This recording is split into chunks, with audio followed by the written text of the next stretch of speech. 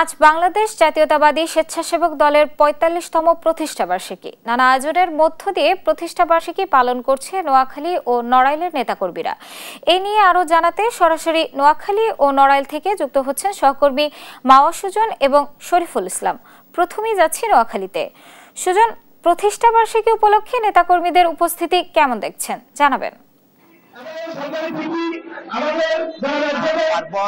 আপনি বলছিলেন যে আজকে বাংলাদেশ জাতীয়তাবাদী স্বেচ্ছাসেবক দলের প্রতিষ্ঠাবার্ষিকী ৪৫তম প্রতিষ্ঠাবার্ষিকী।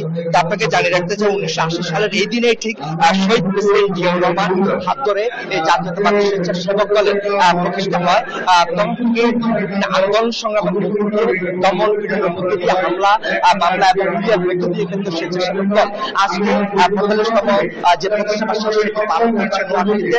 তো নিশ্চয়ই আপনি দেখতে পাচ্ছেন যে স্বেচ্ছাসেবক দলের বিভিন্ন স্তরে নেতা কর্মীরা বিভিন্ন জেলা থেকে বিভিন্ন ইউনিট থেকে যে মিছিলের সময় নেতা কর্মীরা প্রস্তাব চন্দ্র এছাড়া জেলা বিএনপি এবং শহর জেলা বিএনপি অন্যান্য যে অঙ্গ সংগঠন রয়েছে সেসব নেতৃবৃন্দ এখানে উপস্থিত হয়েছেন। তা আমি এই বিষয়ে এখন বলার চেষ্টা করবো জাতীয়তাবাদী স্বেচ্ছাসেবক সাথে আমি কথা বলার চেষ্টা করবো। আমি তার কাছে জানতে চাইবো যে আজকে যে প্রতিষ্ঠাবার্ষিকী পালিত হচ্ছে ৪৫তম, এই প্রতিষ্ঠাবার্ষিকী উপলক্ষে নোয়াখালীতে কি কি যে কর্মসূচি রয়েছে আপনার? আমাদের আজকে জাতীয়তাবাদী স্বেচ্ছাসেবক দলের ৪৫তম প্রতিষ্ঠাবার্ষিকী উপলক্ষে আমরা প্রথমে আলোচনা সভা করব, তারপর আমাদের কেন্দ্রীয় কর্মসূচি বৃক্ষরোপণ কর্মসূচি আছে, বৃক্ষরোপণ করব। তো আমরা ৫০০ শতাধিক বৃক্ষরোপণের উদ্যোগ নিয়েছি। তার পরবর্তীতে আমরা একটি বর্ণাঢ্য র্যালি করব। র্যালি পরবর্তীতে আমাদের ২৫০ শয্যা বিশিষ্ট সদর হাসপাতাল আছে, হসপিটালে আমরা পরিষ্কার পরিচ্ছন্নের কাজে আমাদের সকল নেতা কর্মীদেরকে নিয়ে নিয়োজিত করব। ধন্যবাদ আপনাকে। আসলে যেমনটি জানাচ্ছিলেন যে বিভিন্ন কর্মসূচির মধ্যে দিয়ে আজকে পালন হচ্ছে। তা আমি এখন এই বিষয়ে কথা বলার জন্য চলে যাব নড়াইলে। সেখানে রয়েছে আমাদের সহকর্মী।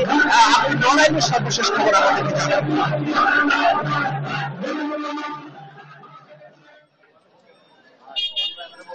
জি ধন্যবাদ। যেমনটি বলছিলেন, সারা দেশের মতো নড়াইলেও কিন্তু স্বেচ্ছাসেবক দলের যে ৪৫তম প্রতিষ্ঠাবার্ষিকী কিন্তু বিভিন্ন কর্মসূচির মধ্য দিয়ে পালিত হচ্ছে। সকাল থেকেই কিন্তু বিভিন্ন কর্মসূচি পালিত হচ্ছে। এ বিষয়ে আমরা এখানকার যেসব নেতৃবৃন্দ রয়েছে আমরা তাদের সঙ্গে একটু কথা বলার চেষ্টা করি। তারা আমাদেরকে জানিয়েছেন যে র্যালি, আলোচনা সভা সহ শহর পরিষ্কার পরিচ্ছন্ন অভিযান এবং ডাস্টবিন এবং স্থাপন সহ আসলে কিন্তু এখানে যে নেতৃত্ব আমাদেরকে জানিয়েছেন। এছাড়া কিন্তু যে বৃক্ষরোপণের মতো কর্মসূচি কিন্তু এখানে তারা স্বেচ্ছাসেবক দলের পক্ষ থেকে কিন্তু রয়েছে। ইতিমধ্যে কিন্তু আলোচনা সভা অন্যান্য কর্মসূচি শেষ হয়েছেন। জেলা বিএনপির সাধারণ সম্পাদক মনিরুল ইসলাম এবং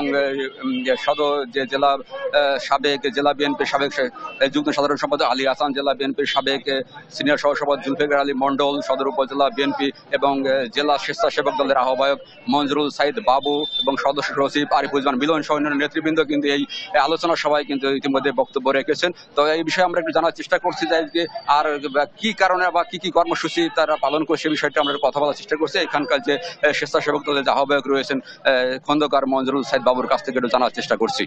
একটু জানাবেন যে আর কি অন্য কোনো কর্মসূচি আছে কিনা আপনাদের? ধন্যবাদ।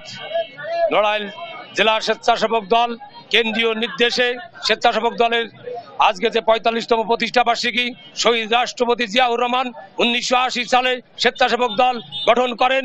তারই ধারাবাহিকতায় একটি আশা আকাঙ্ক্ষা ছিল যে বাংলাদেশের মানুষ বিপদগ্রস্ত হোক, কোনো অশুভ শক্তি যখন গ্রাস করবে তখন স্বেচ্ছাসেবক দল কাঁধে কাঁধ মিলিয়ে বাংলাদেশের মানুষের কল্যাণে কাজ করে যাবে। তারই ধারাবাহিকতা আজকে আমাদের পরিষ্কার পরিচ্ছন্নতা, ডাস্টবিন স্থাপন এবং বৃক্ষরোপণ, ফলজ এবং বনজ বৃক্ষরোপণ অভিযান আছে। আমরা তার কার্যক্রমে আজকে দিনভরে নড়াইল জেলা স্বেচ্ছাসেবক দল অংশগ্রহণ করবে সেই কাজগুলোই। ধন্যবাদ। যেমনটি শুনছিলেন, আসলে জেলা স্বেচ্ছাসেবক দল কিন্তু সকাল থেকেই যে সারা দেশের মতো নড়াইলে কিন্তু বিভিন্ন কর্মসূচি পালিত হয়েছে। তো এই ছিল নড়াইল থেকে জেলা স্বেচ্ছাসেবক দলের কর্মসূচির সবশেষ।